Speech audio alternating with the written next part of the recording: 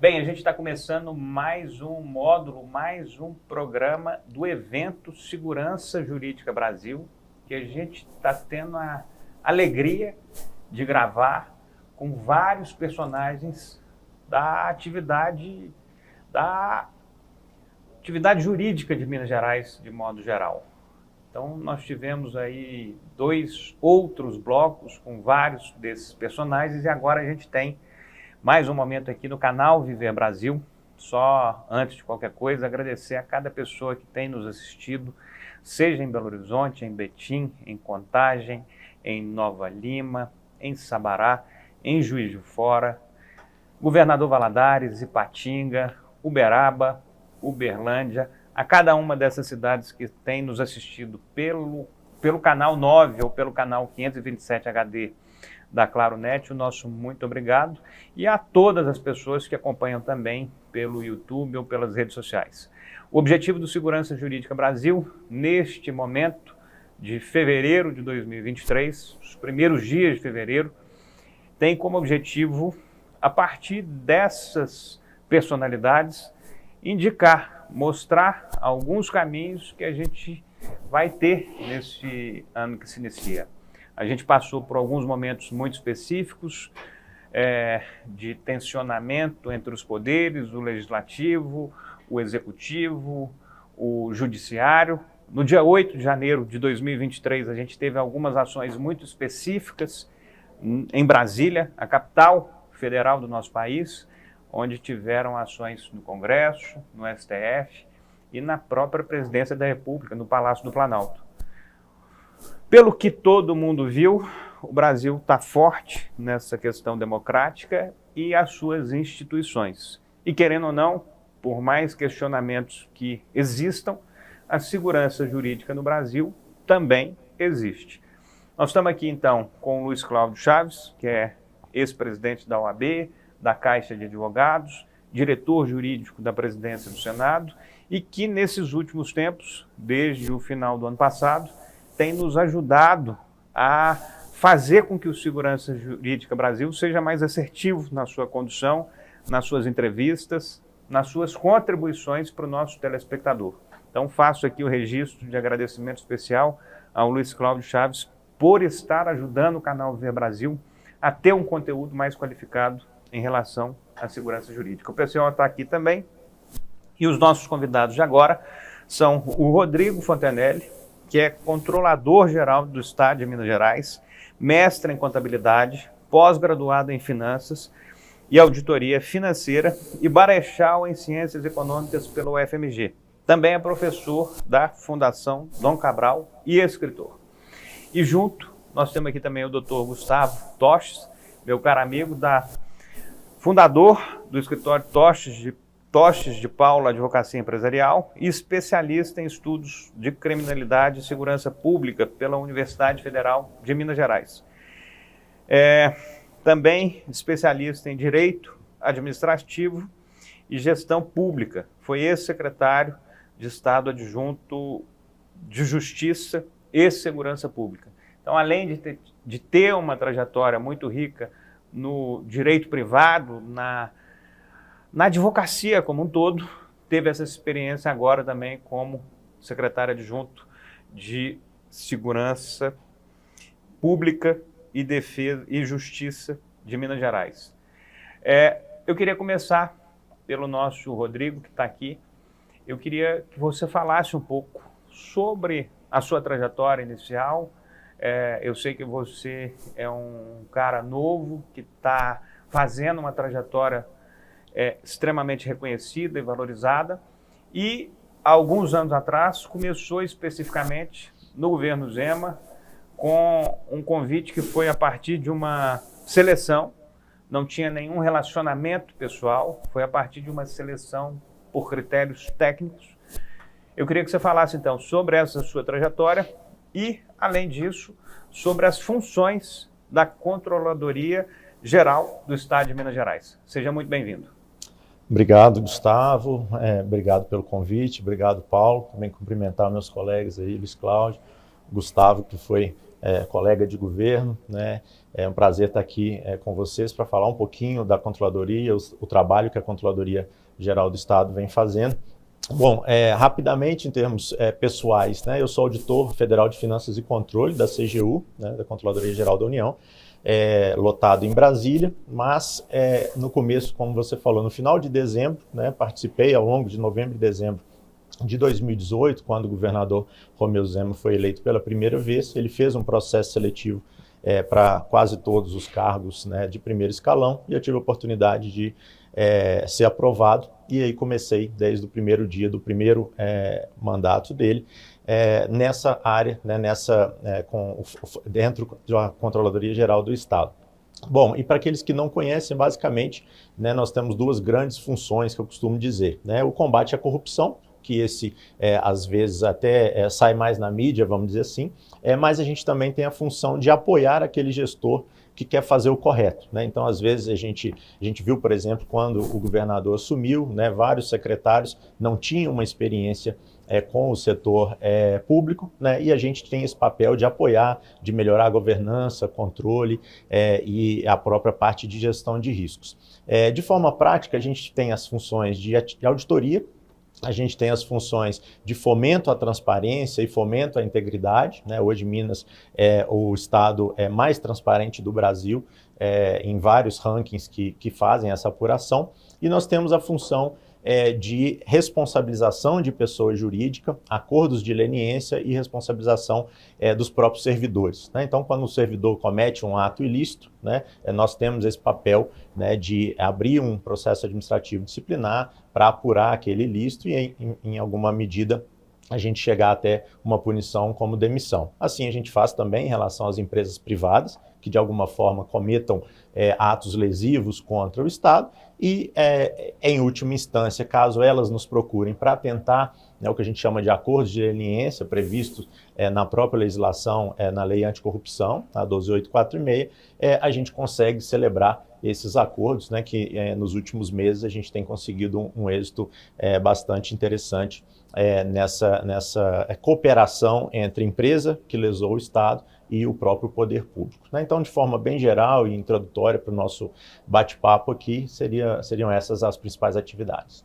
Eu acho que tem muita coisa para a gente entender e para a gente te escutar em relação ao momento que Minas Gerais vive, mas eu vou pedir, aproveitando aí o próprio Dr. Gustavo Toches, que além de um profissional da área, teve essa experiência como gestor público. E aí eu te faço uma pergunta em relação a Minas Gerais. Eu sei que você não está mais atuando diretamente, mas sei que tem uma dedicação às coisas públicas muito notória e muito clara. Eu te pergunto sobre a sua passagem e sobre o momento que a gente vive.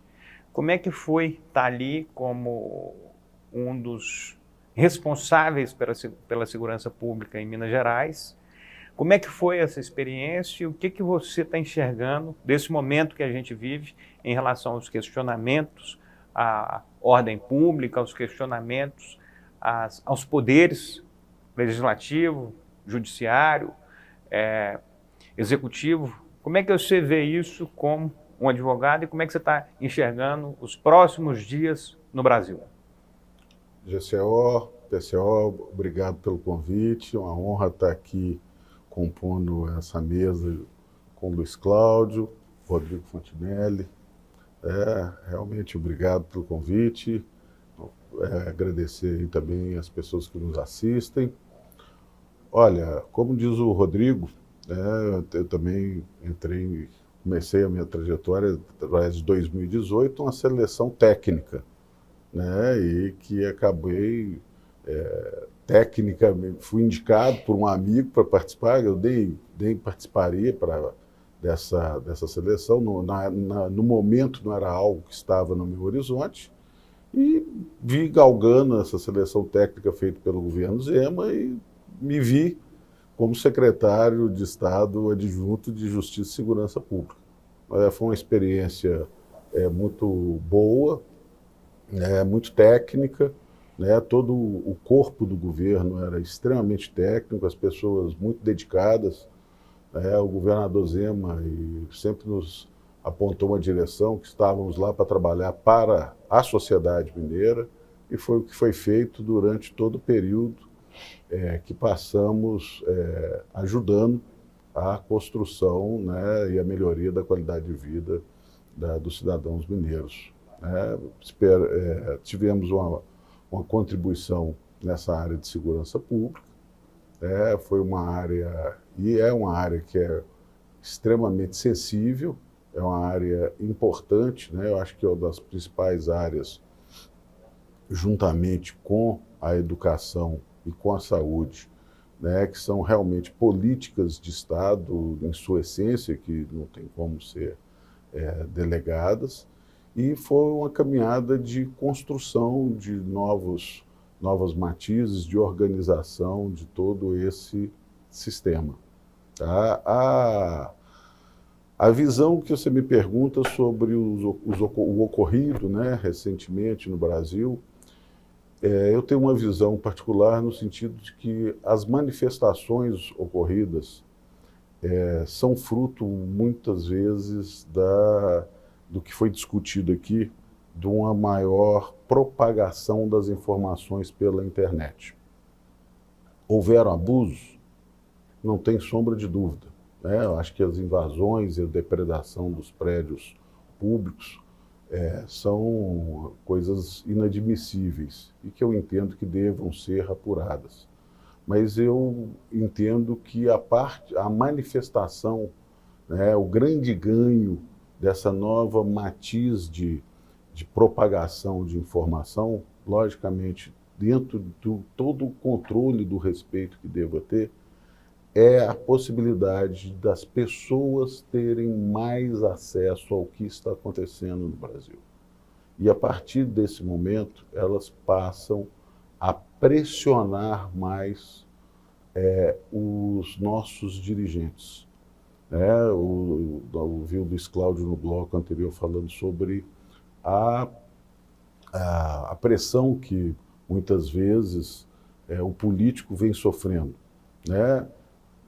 Realmente, com a internet, né, com as redes sociais, existe uma pressão assoberbada em cima de todos os gestores públicos, sejam do executivo, do legislativo e do próprio judiciário. Existem excessos dessas pressões que devam ser controlados, né, e quando crime ou na ocorrência de crime devem ser punidos, mas eu acho que é uma nova realidade e que precisa ser enfrentadas pelos políticos. Num passado não muito longínquo, a pessoa era eleita política e nós esquecíamos de quem nós votamos. Hoje o político vai ter que lidar com o controle do seu eleitor quase que diário. A sessão do Senado lá foi da eleição da presidência do Senado, teve uma grande audiência.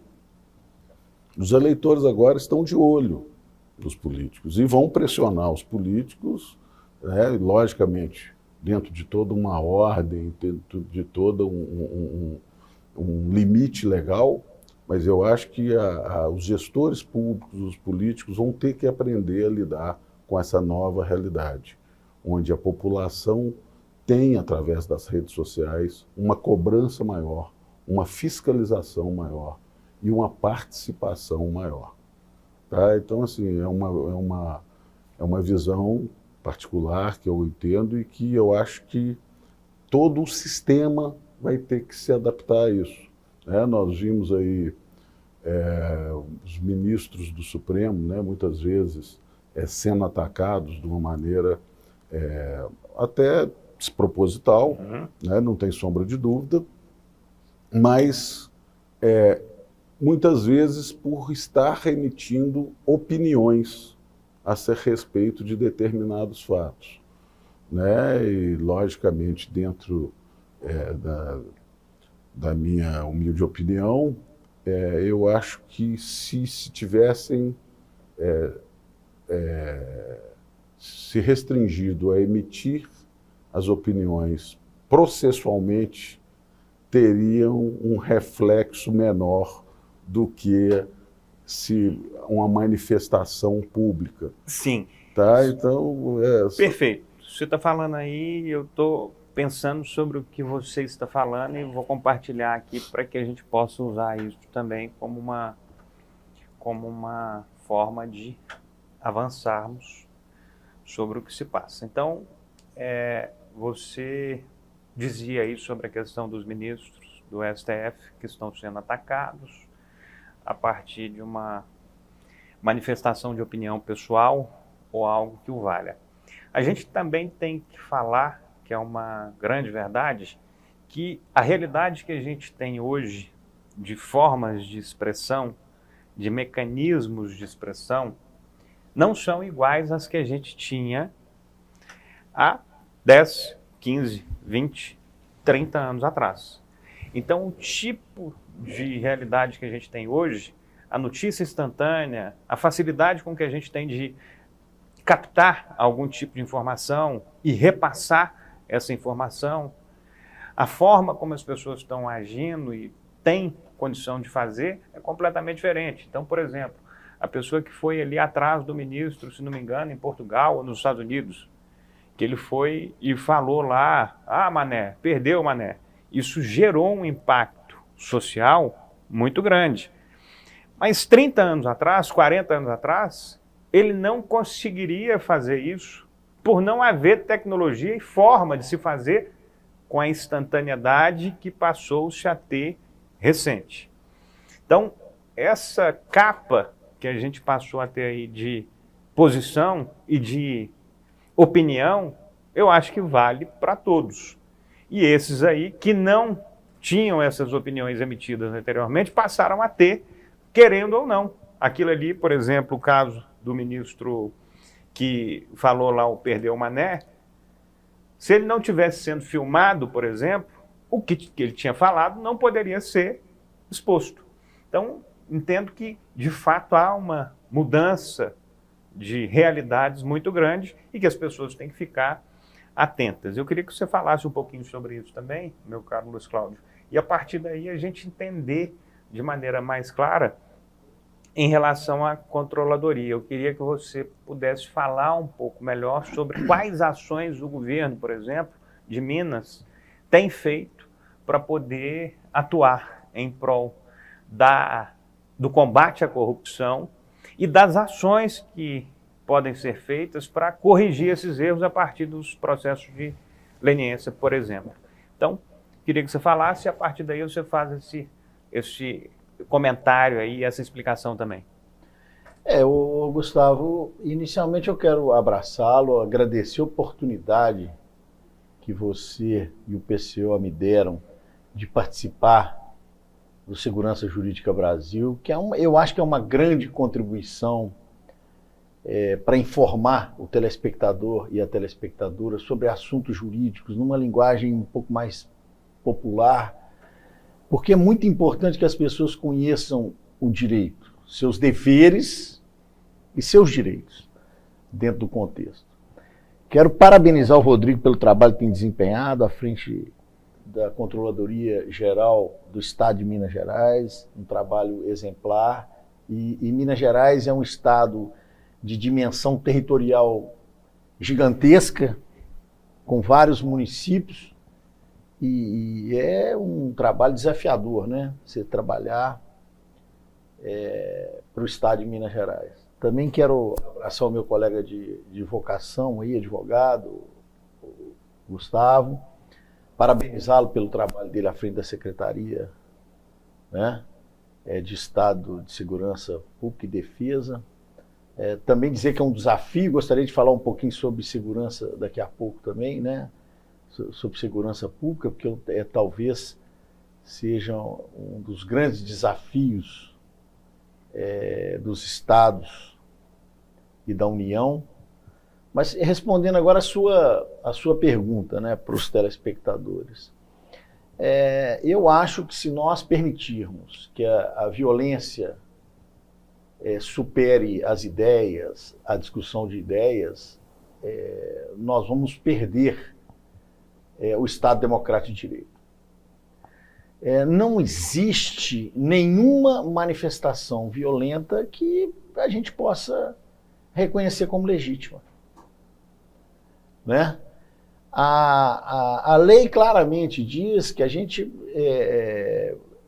quando na defesa da vida, legítima defesa, ou na defesa iminente da posse, de uma invasão, você pode reagir a isso. Mas, no mais, a gente tem que viver hoje, Gustavo, combatendo todas as formas de violência. Violência racial, a intolerância política, a intolerância religiosa, porque nós temos que pregar a vida em sociedade. Então, eu concordo com o que o Gustavo falou, mas com a ressalva de dizer que o direito de um acaba quando começa o direito do outro. Então, por exemplo, fazer uma comparação que não tem nada a ver com a política, mas para ilustrar. O jogador do seu time do coração vai lá e perde um jogo de 2-0. O torcedor se acha no direito de invadir o CT, apedrejar o carro dele, expor ele a uma ameaça, a vida dele é uma ameaça, né? Então isso não é muito civilizatório. Não. Agora, o torcedor ir na torcida, vaiar seu time, ficar de costa pro jogo, isso é uma manifestação pacífica, Sim. em alguns casos até uma manifestação importante. Eu vou balançar o ego daquele jogador ali, né? Então agora eu vou levar para o lado da política e do lado jurídico. Nós não sabemos nem a metade do que ocorreu em Brasília. O nosso conhecimento é vago e limitado ao que é anunciado, porque alguns processos lá, inclusive, estão em sigilo. Mas eu tenho absoluta convicção de que a família dos ministros foi ameaçada. Não só o ministro, porque eu costumo dizer que quem chega nesses cargos está com couro grosso já, né, pessoal? Sim. Ninguém chega à presidência de um Congresso Nacional, à presidência de um AB federal, que não tenha a maturidade, a capacidade de absorver críticas, né? E vai trabalhar de acordo com a consciência dele. Se eu fosse ministro, não tenho capacidade para isso, mas se fosse um ministro da Suprema Corte, eu ia julgar de acordo com as minhas convicções e a minha formação, pouco me importando com a opinião pública. De acordo, sim. Né?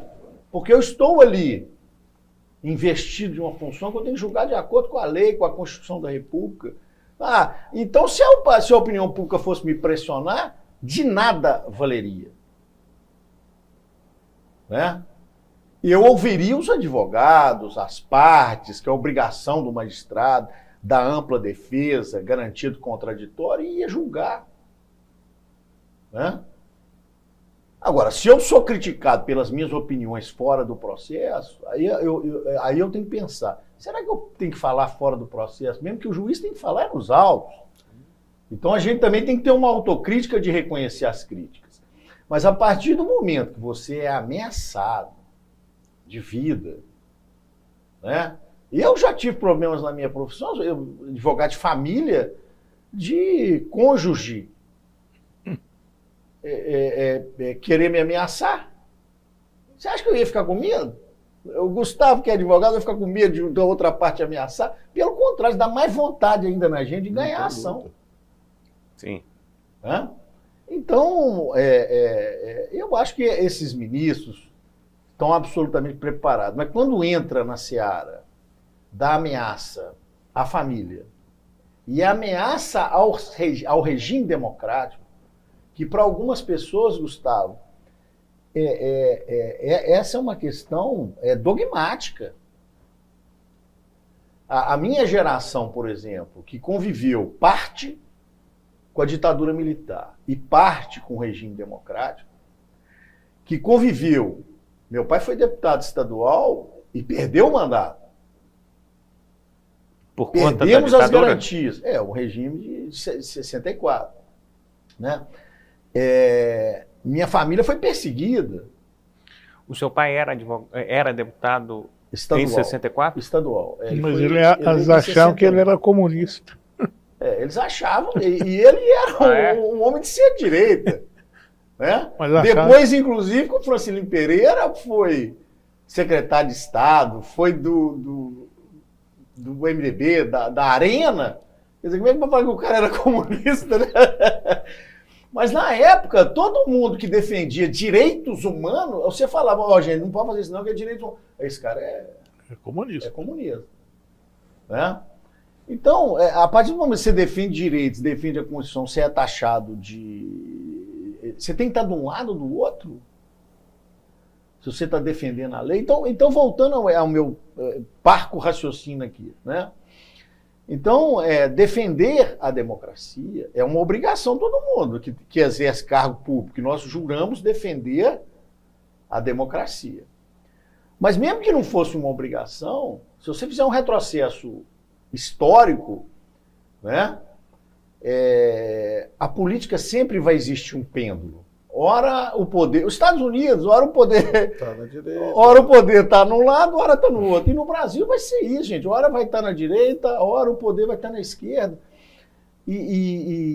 Mas a eleição dessa vez foi levada a um ponto de requerimentos de intervenção militar, eu não sei nem como é que se dá o nome, que choca com os nossos princípios elementares de Estado Democrático de Direito, de defesa da democracia. E a nossa democracia é jovem e se comportou muito bem, graças à atuação dos poderes, das Forças Armadas. As Forças Armadas não avançaram a linha, né? E o Brasil se mostrou maduro, um exemplo até para o país. Mas corremos riscos? Corremos. Muito. Corremos um risco, Gustavo, eu costumo dizer aqui, ó, você é craque aí na área de segurança. Vamos imaginar a hipótese remota, que era um fim de semana, mas a hipótese, isso já aconteceu comigo, de despachar final de semana, você ter que receber algum dos poderes, ter que receber uma autoridade no palácio, e tivesse lá. Tinha matado alguém, Gustavo. Sorte que foi que não houve nenhuma morte ali. Se tivesse uma morte, o negócio seria pior. Então nós flertamos com um problema muito grave. Você está falando morte no dia 8 de janeiro. No dia 8 de janeiro. Né?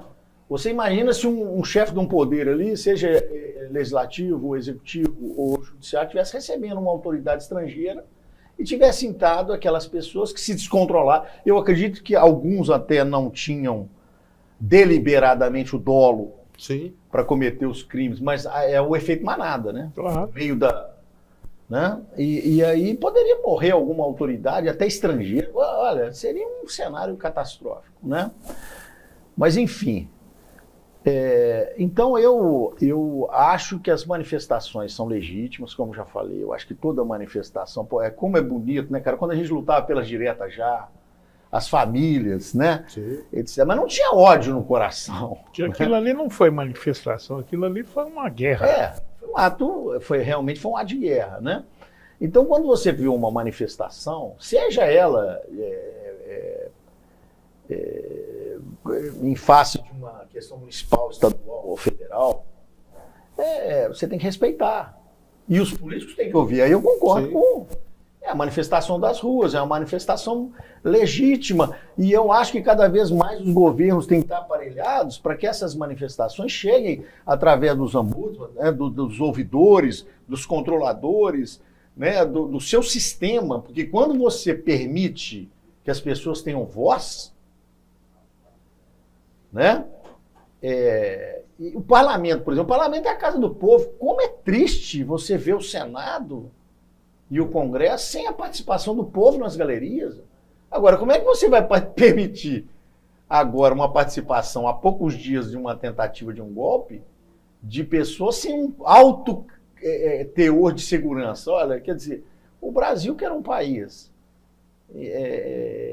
pacífico, ficou agora com uma tensão de segurança que no dia da eleição do Senado, os próprios servidores tinham dificuldade de entrar na casa.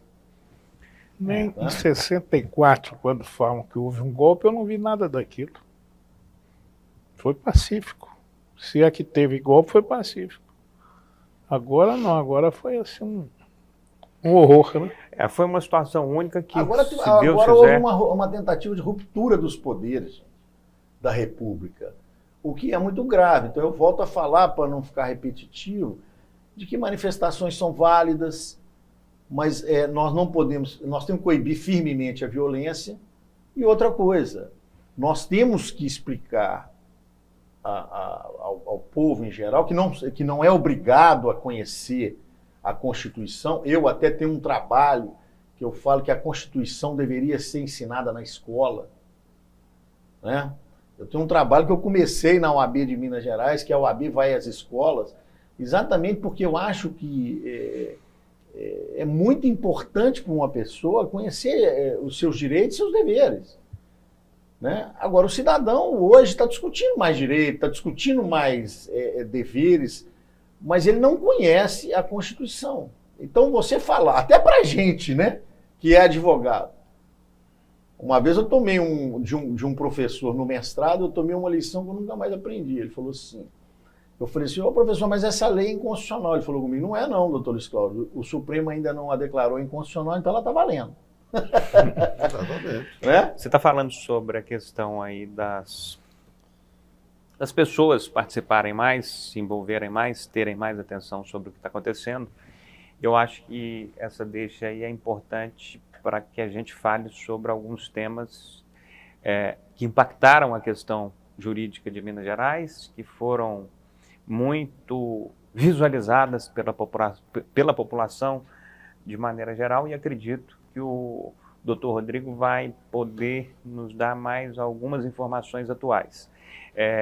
Nós tivemos 2 momentos aí muito específicos para Minas Gerais, em 2 períodos diferentes, mas com a mesma origem. E essa é uma origem que está vinculada, inclusive, ao nome de Minas Gerais. É a origem da mineração, é a origem de um dos principais componentes do desenvolvimento humano. Não há avanço social ou de uma civilização nesse momento sem a mineração. Então a mineração ela é vital para construir tudo, para construir a televisão que a gente assiste, para construir o sapato, para construir tudo. A indústria, para você fazer uma pasta de dente, você precisa ter equipamentos que saem a partir da mineração.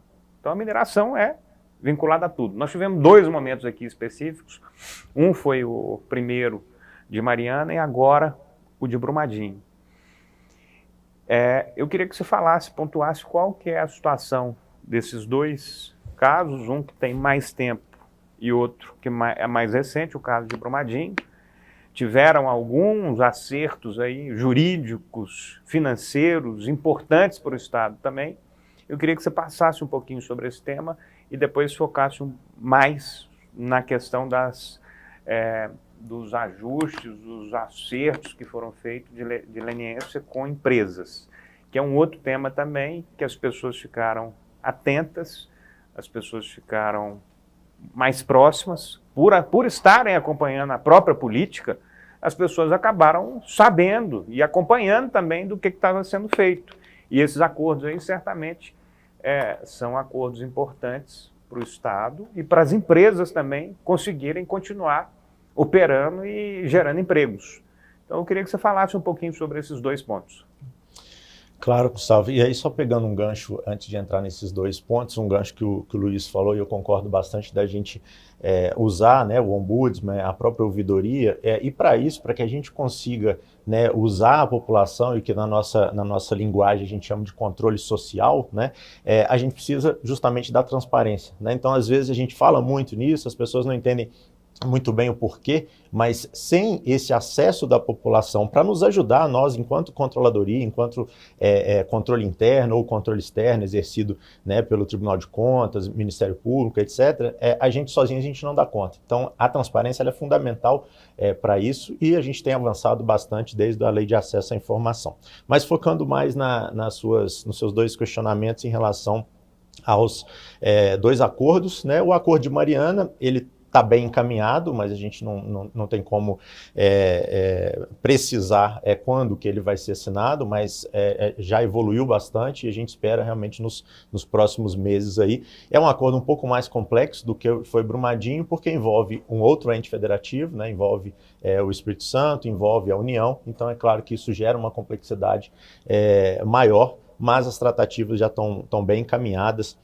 E quem toca isso mais, né, no governo é justamente a própria CEPLAG e a Advocacia Geral do Estado. No caso de Brumadinho, né, eu poderia dizer que a gente foi bem célere. É claro que nem se a gente fizesse no dia posterior a essa tragédia seria tão célere quanto necessário, mas um acordo nessa dimensão, né, que, se eu não estou enganado, é o 2º maior acordo da América Latina em termos de volume, né, com essa complexidade, um valor de 37 bilhões de reais, eu acho que a gente conseguiu, né, uma pactuação, uma repactuação bem interessante, e este é um governo que ele preocupa muito com a efetividade das políticas e com a objetividade mesmo daquela ação, né? Então, se a gente fosse entrar num litígio com com a própria, no caso de Brumadinho, com a Vale, né, quanto tempo que a gente levaria, né? Todas essas contas a gente tem que fazer, né, quando a gente vê algumas críticas em relação até mesmo ao valor e tudo, a gente tem que parar para pensar melhor, né? Como é que a gente conseguiria fazer a reparação ambiental que já está sendo feita, né? Como é que a gente conseguiria dar a parte social com aquelas famílias que foram atingidas, como é que a gente conseguiria, por exemplo, colocar de pé um projeto tão importante para Belo Horizonte, região metropolitana, como o Rodanel, né? Então, isso tudo a gente está conseguindo, né, graças a essa celeridade e esse acordo, né, com a empresa Vale, nesse caso. Em Mas relação a Vale parece não está pagando, não, né? Oi? A Vale está pagando alguma coisa? Tá. Porque a informação que se tem é que a Vale é dura para pagar. Não, a informação que eu tenho, novamente, né, a Advocacia Geral do Estado é que fica à frente dessas tratativas, mas eu não tenho essa informação, pessoal, posso depois confirmar, tá? Mas, assim, eu posso dizer que várias das ações da área meio, que a gente chama, né, no governo, inclusive a CGE teve projetos com esse recurso e a gente conseguiu desenvolver. Então, assim, alguma coisa ela está pagando, né, porque a gente conseguiu já desenvolver justamente com esses recursos. E aí, entrando na parte de combate à corrupção, né, GCO, que você falou, a gente, por razões óbvias, a gente usa a lei anticorrupção, né, que eu citei, a 12846, como o nosso farol para as nossas ações. E essa lei, para aqueles que não têm tanta familiaridade... Isso é leniência. É isso que eu vou falar, é a lei anticorrupção, né? E essa lei, ela tem basicamente 3 eixos, né? Ela foca no fomento à integridade, ou programas de compliance por parte dessas empresas, a responsabilização das pessoas jurídicas e o terceiro eixo, ou tripé, é justamente os acordos de leniência, né? Então, como é que funciona? Só fazendo um adendo aqui. O TAC, que o Jarbas falou aqui do Ministério Público, se conecta em algum momento com essas ações? Se conecta, eu vou até falar nisso, porque isso tem tudo a ver com o nome do programa, Segurança Jurídica, e eu vou falar não sei se o Jarbas, eu não pude acompanhar no outro bloco, mas eu não sei se o Jarbas falou da peculiaridade que Minas conseguiu em relação aos acordos de leniência, eu vou falar um pouquinho sobre isso. Mas então, a gente tem basicamente, né, ou a gente, por meio de denúncia, ou até mesmo das nossas apurações enquanto auditoria, a gente pega um ato lesivo, e aí a gente, seguindo, obviamente, contraditório, ampla defesa, a gente responsabiliza aquela pessoa jurídica.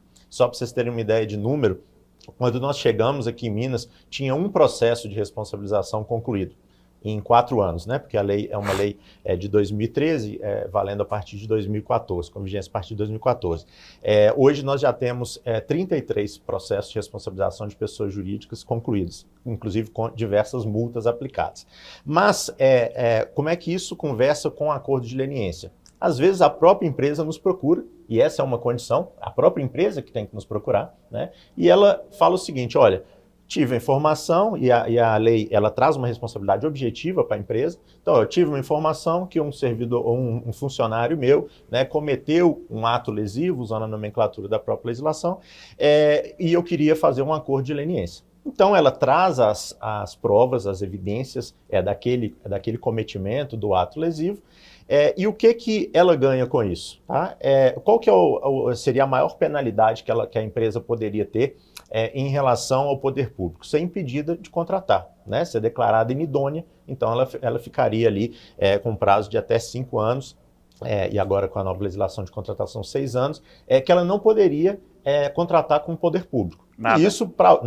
E isso para algumas empresas simplesmente é decretar a falência, matar a empresa, né? Então, para ela tem essa vantagem. Além de a não aplicação de algumas penalidades previstas na lei de improbidade administrativa, ela também não para de contratar com o setor público. E o que a gente ganha com isso? Além do ressarcimento, né, daquele dano causado, a gente poder... Isso, em última instância, a população, a sociedade. Exatamente, né? Então, o governo, a sociedade, aquele pagador de impostos, ele ganha, primeiro, o ressarcimento daquele valor corrigido. Depois, uma multa, tá? Que a gente aplica na empresa. Tem as deduções, mas ela também tem que pagar uma multa, né? E, eventualmente, um dano moral coletivo. E aí que entra, que eu falei, que eu ia falar da segurança jurídica. Como é que tem sido celebrado? Hoje nós já temos 5 acordos de leniência celebrados. É o segundo estado que mais celebrou acordo de leniência. Lembrando que a gente não tinha nenhum acordo de leniência celebrado quando nós chegamos. E como é que a gente conseguiu fazer aqui, dada a maturidade das instituições mineiras? O que é o acordo de leniência? Acordo de leniência basicamente é um acordo feito entre o setor público, a administração pública, seja ela federal, estadual ou municipal, e a empresa que lesou o Estado. Tá? Então, para ela não ser responsabilizada juridicamente dentro do setor público, né, ela nos procura, como eu falei, e aí a gente faz um acordo, tá? Que chama acordo de leniência. Então, ela paga ressarcimento, multa, como eu falei, etc.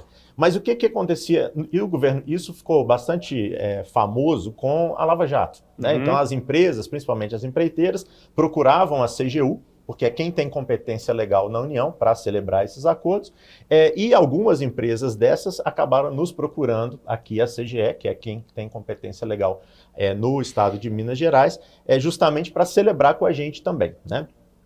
Então, o que a gente conseguiu fazer aqui, que outros estados e nem a União conseguiram? Colocar o Ministério Público também, né, e o Jarbas pode ser que ele se referiu a isso também, colocar como interveniente desse acordo.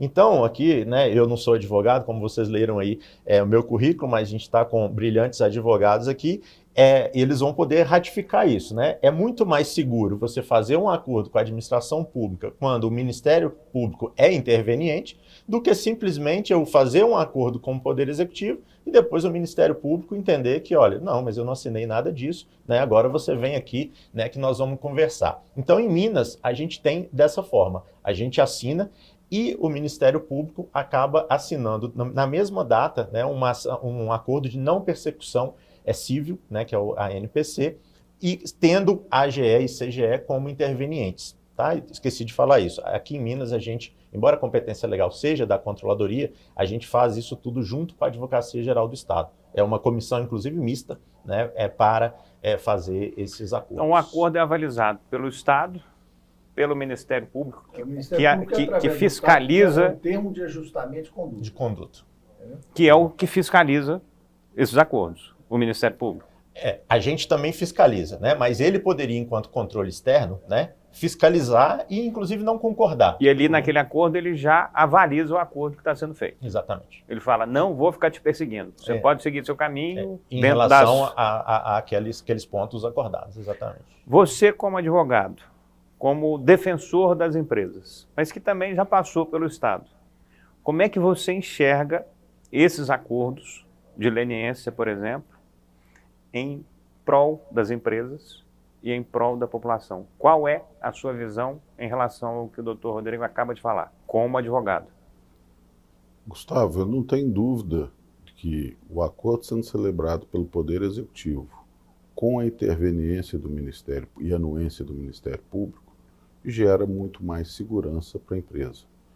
e a agilidade com que isso tem sido feito pela Controladoria Geral e pelo governo Zema, né, gera muitos benefícios para a sociedade. Como diz o Rodrigo, você vê a questão do Rodoanel.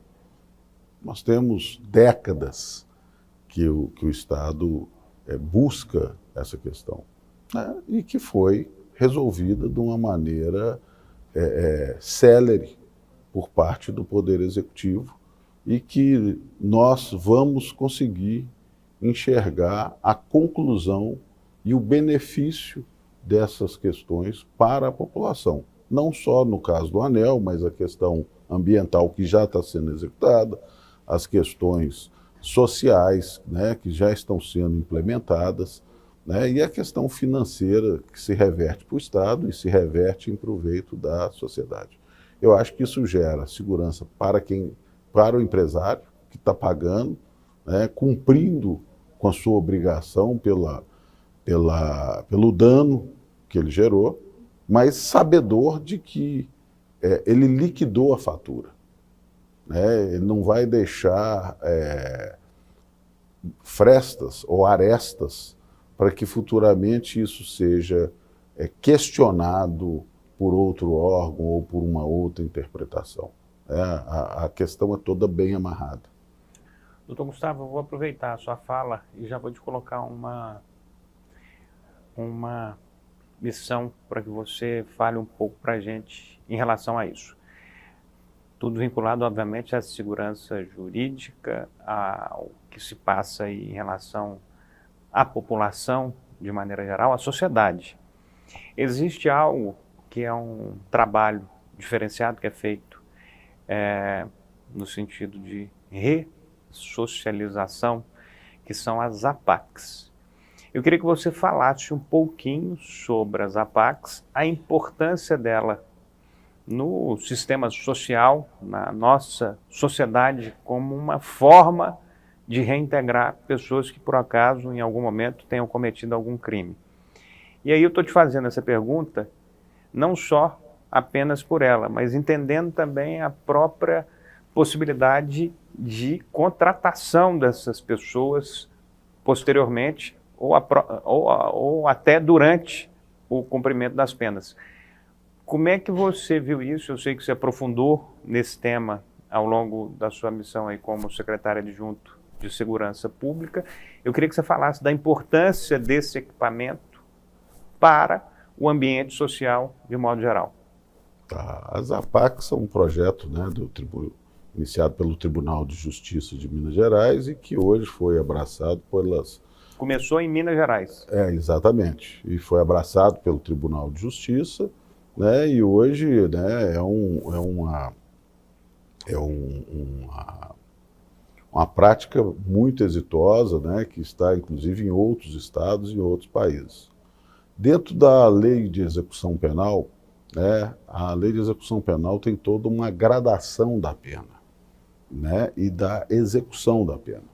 Então você tem um regime fechado, regime semiaberto, regime aberto, e o preso, né, de uma forma bastante simples, ele vai evoluindo no seu cumprimento da pena, né? Ele é colocado num desses 3 regimes e a partir de então ele busca uma evolução nisso, né? No Brasil, nós não temos prisão perpétua e, como diz o Luiz Claro, nem pena de morte. Então, todos que forem presos, necessariamente, retornarão à sociedade. E devem retornar melhores. A pena deve... O que não é a realidade hoje do Brasil, né? Sim. Ou seja, você tem aí realmente estruturas que não requalificam a pessoa para retornar melhor para a sociedade. Mas a APAC é uma dessas iniciativas que possibilitam esse cumprimento do que a lei prevê. E é possível ressocialização de fato. Sim. Porque a pessoa ali ganha instrumentos, inclusive de aperfeiçoamento dela própria, com trabalho, com informação, com estudo, que facilita, diminui inclusive técnica, a pena dela. Sim, exatamente. E aí, né, e a APAC, uma coisa interessante, que elas são estruturas menores e são estruturas locais. Então, o sistema prisional, né, ele é composto por penitenciárias agrícolas, penitenciárias de segurança máxima, casa de albergado, e uma dessas estruturas são as APACs.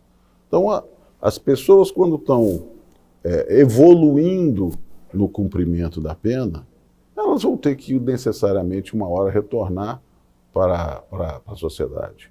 E tanto melhor vão retornar passando por uma estrutura como a APAC, que vai pegar aquele preso e dar a ele a oportunidade de qualificação técnica, de qualificação profissional, né?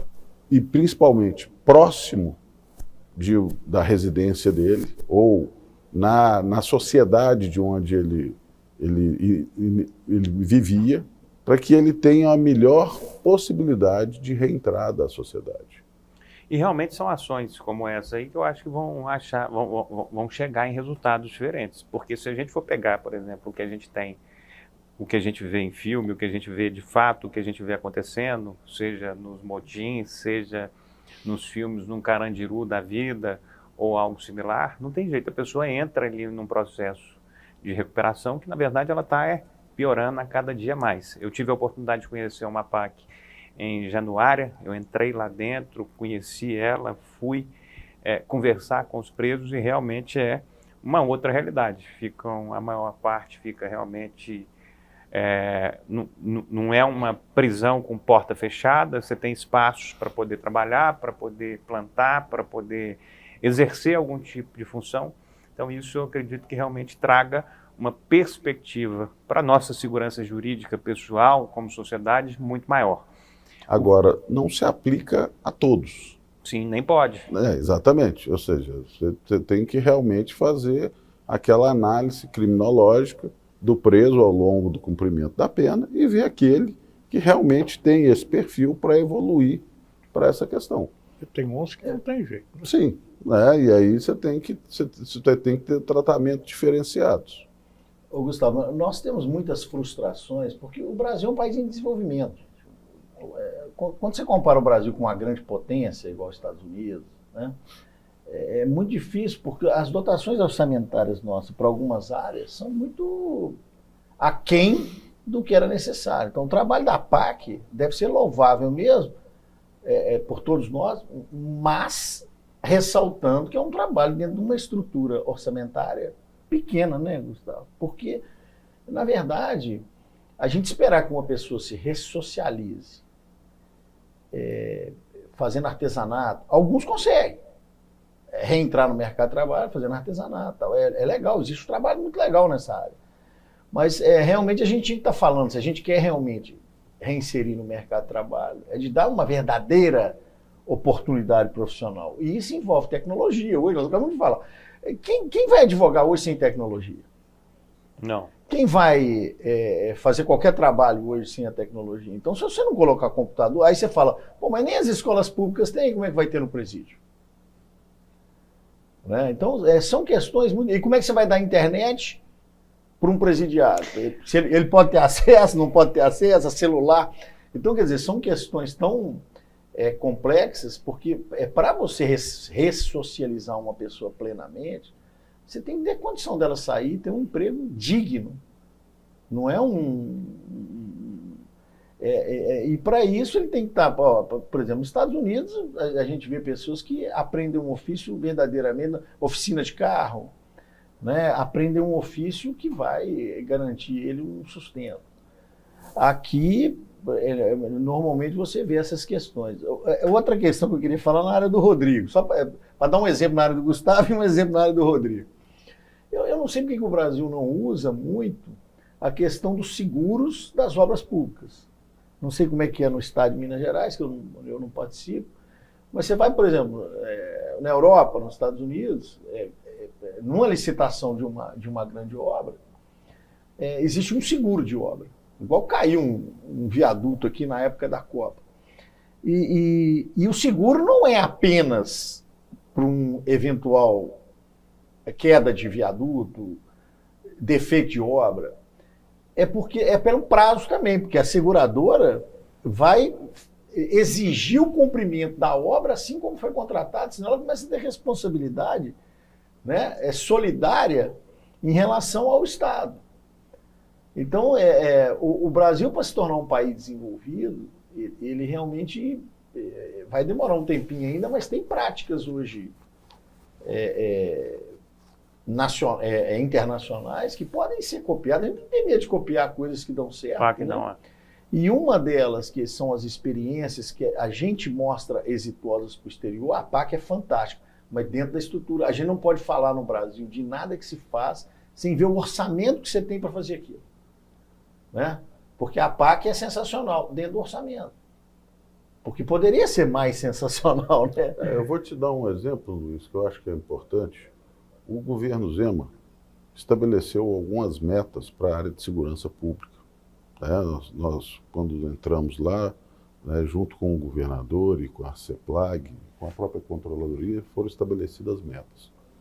E independente da APAC, no sistema prisional, além de outras metas, que eram a expansão do número de vagas, porque nós temos um problema de superlotação no sistema prisional e que evoluiu muito ao longo desses últimos 4 anos, nós tínhamos a meta de número de presos trabalhando e número de presos estudando.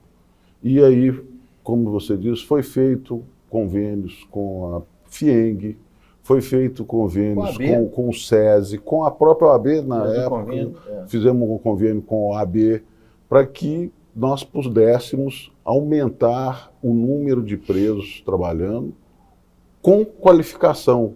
Né? Existia um convênio com o SESI, com o SENAI, para maior capacitação desses presos, né? Com as prefeituras.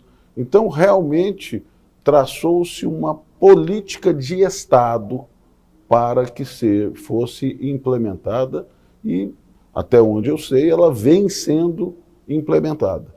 Então, realmente, eu não vou falar sobre os outros estados, nós sabemos que existe um desnível muito grande aqui no Brasil, né? Você tem estados mais evoluídos, né? Mais maduros, outros ainda pouco evoluídos em relação à gestão do sistema prisional, mas o que eu posso dizer é que em Minas nós tivemos uma grande evolução, né? E eram realmente metas que eram cobradas, né? E com bastante afinco e com a participação direta do governador nesse controle. E só exemplificar, né? Pouca gente sabe, né? Os presos fizeram máscaras na pandemia, fizeram absorventes íntimos, eles fazem a jardinagem da cidade administrativa, né?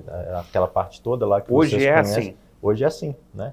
Isso poderia, né, citar outros, e nem é tanto a minha área, só estou pegando carona aqui nos exemplos do Gustavo, né? Mas isso acaba não sendo tão divulgado, né? Mas tem Então, por exemplo, hoje esses presos da PAC fazem toda a questão da cidade não da PAC, do sistema prisional como um todo. Calçamento de cidades do interior, produção de bloquetes para cidades do interior. Isso já vem acontecendo de maneira crescente. Manutenção. Né? Na época que houve o problema de enchentes aqui no município, diversas unidades prisionais, os presos foram auxiliar na limpeza e reconstrução das cidades. Isso. Então, realmente, é uma meta do governo, do governo Zema, de que o preso realmente trabalhasse e, de alguma forma, melhorasse ele, né, enquanto pessoa, o preso enquanto pessoa, e, da mesma forma, desse alguma satisfação para a sociedade de que ele não está tão somente ali parado, como se diz, cabeça parada, lugar do diabo, mente vazia, oficina do diabo, exatamente. Então, assim, realmente colocou, porque eu acho que é tanto produtivo para o preso, né, que tem a redução de pena, tem a qualificação profissional, como é uma prestação de contas para a sociedade, que eu tenho certeza que ela prefere muito mais ver o preso trabalhando em prol dela do que ele parado o dia inteiro dentro de uma cela sem fazer nada. Tem muita coisa para ser feita, graças a Deus, querendo ou não, as coisas também têm avançado. Eu acho que o Brasil por mais que a gente tenha problemas, a gente tem um país extremamente grande nas suas características, sejam territoriais, seja na população, seja na qualificação. A gente tem produções aí incríveis de tudo, Embraer, carro, barco, mercado da construção civil. Por mais que tenha questionamentos aí de corrupção ou não, a nossa construção civil é valorizada pelo mundo afora. Você vai para vários países do planeta. Querendo ou não, é um orgulho você ver empresas brasileiras tocando obras. Você vai para Miami, tem o Odebrecht lá fazendo várias obras pelo estado da Flórida e em Miami especificamente, e várias outras situações. Em relação ao fato em si, meu caro Rodrigo, o que já foi, então, para a gente já ir finalizando essa nossa conversa aqui no Segurança Jurídica Brasil, o que aconteceu nesses últimos tempos? Como é que foi o extrato final de 2022, ou o extrato deste momento agora, começo do ano, em relação a esses processos de leniência? Quanto que o Estado já conseguiu recuperar e está aí em prol da população? Primeiro, já te agradecer, Gustavo, Paulo, pelo convite, né, os colegas aí, Luiz Cláudio e Gustavo, pela parceria aqui no programa. Hoje a gente já tem 406 milhões em 5 acordos de leniência, né? Então é claro que esses valores, alguns deles são parcelados, mas sempre corrigidos, né? Tem um primeiro aí que é à vista. Teve o último nosso celebrado, que foi realmente à vista, né, 32 milhões desses, e os outros são parcelados. Isso é importante dizer, e vai muito ao encontro do que você estava falando. A gente tem interesse que a empresa continue em atividade, continue gerando empregos, mas que também consiga nos pagar, né? Então, quando a gente dá, por exemplo, 10 anos para uma empresa, uma empreiteira, pagar, mesmo que sendo com a correção, é porque a gente analisou o fluxo de caixa dela e a gente entende que aquilo cabe no fluxo de caixa para que ela continue em atividade e continue nos pagando, né? Então, esse é um ponto importante, né? E aí, dentro disso, né, a gente tem que estar sempre aí à disposição, vamos dizer assim, das empresas que querem nos procurar, querem relatar algum ato lesivo cometido, né, melhorar a questão da integridade, do compliance dentro da sua própria empresa e celebrar esses acordos, né? Então, quem quiser saber mais, deixa aí, né, o site da CGE, cge.mg.gov.br. A gente tem uma página específica para acordos de leniência, né, e acho que é interessante, tem bastante insumo dado ali para a gente trabalhar e explicar melhor. Doutor Gustavo, se você fosse pontuar algumas ações que pudessem ser feitas na segurança pública de Minas Gerais ou do Brasil, quais seriam 2 ou 3 ações aí que você sabe que poderia beneficiar a população? Olha, eu vejo que boa parte da criminalidade decorre de uma má gestão no sistema prisional. Então, eu acho que se qualificar a gestão no sistema prisional, né, aumentar realmente o número de vagas, ter um melhor controle do sistema prisional, categorizado, né, você não misturar o bandido mais perigoso com o bandido menos perigoso, você estratificar isso, o que inclusive está sendo feito, né, iniciou-se para que seja feito aqui em Minas Gerais, você minora significativamente as ruas. Tá? Não sei se você lembra, no início do governo, nós tivemos uma série de problemas da criminalidade nas ruas decorrente de problemas advindos da manifestação nas unidades prisionais. Então, o que acontece nas unidades prisionais em relação à criminalidade reflete-se muito nas ruas.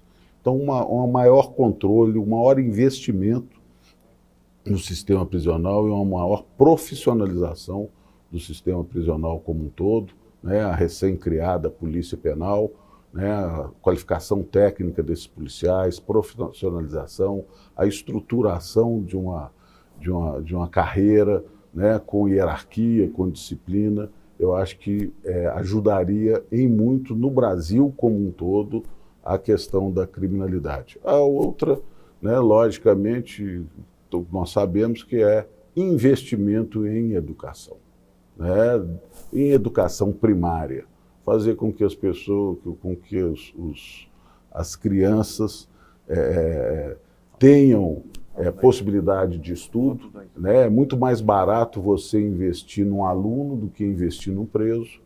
E acho que a outra que não é menos importante é a questão da efetividade do poder judiciário, né? Para que tire o sentimento de impunidade das pessoas. Que a polícia judiciária, a polícia civil, né, e o poder judiciário tenham a maior efetividade na atuação para que tirem uma sensação de impunidade, né? Nós temos aí no Brasil a marca de apuração dos crimes contra a vida em torno de 10% a 15%, né? Se você pegar entre a apuração e a efetiva condenação das pessoas, ainda é muito baixo.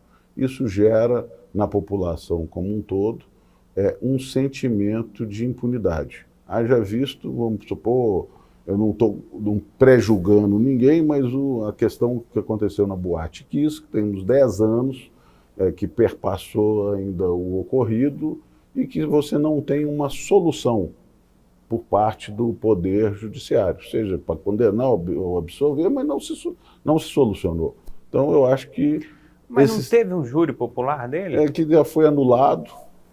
Então, aí, só para a gente saber, então, não estava sabendo. Pelo que eu sei, houve um júri popular que teve um veredito lá. E foi anulado. Então, esse júri popular foi anulado. Sim.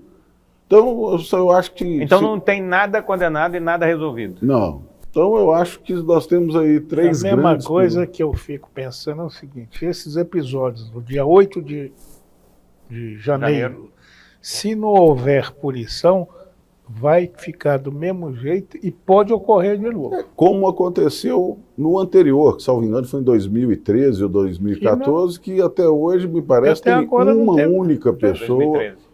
Uma única pessoa que está sendo condenada. Então, é o que nós falamos.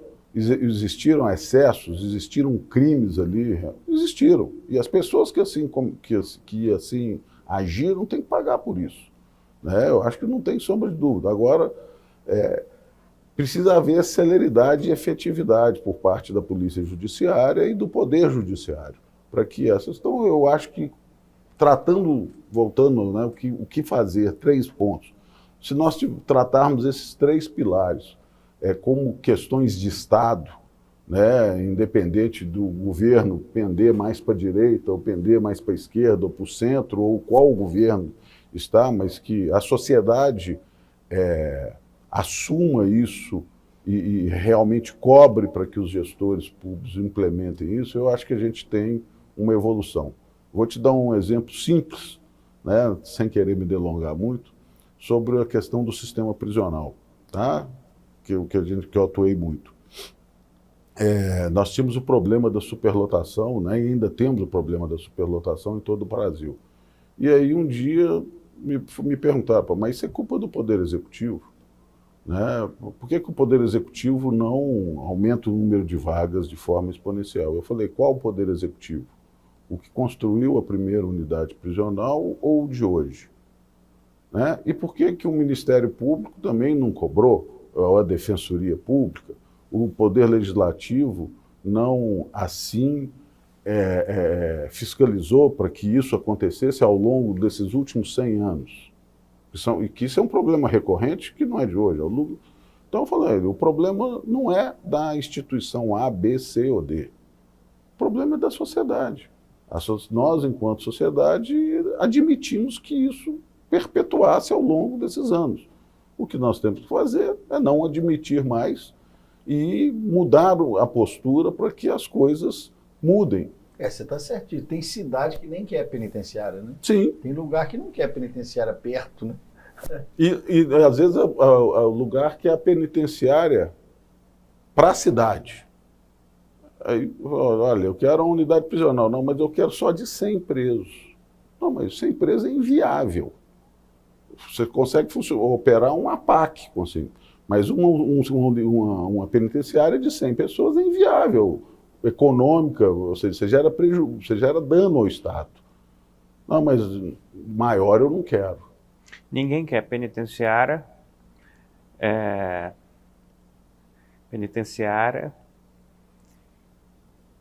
funeral não, cemitério e lixão. São 3 coisas fundamentais para a nossa vida. Penitenciária para ressocialização, o lixo para poder reciclar e para poder ter o processo de reutilização de modo geral. E a outra parte não tem jeito, o povo morre e tem que ser enterrado. Ninguém quer que seja perto, mas todo mundo precisa do local. E você avalia a maturidade e a evolução de uma sociedade conhecendo o sistema prisional e o sistema sanitário. Se você tem um bom sistema sanitário e um bom sistema prisional, você pode ter certeza que é uma sociedade mais amadurecida. Obrigado novamente, pessoal, doutor Rodrigo, doutor Gustavo, doutor Luiz Cláudio, e até o próximo Segurança Jurídica Brasil, pilotado pelo doutor Luiz Cláudio Chaves. Obrigado a todos e até o próximo.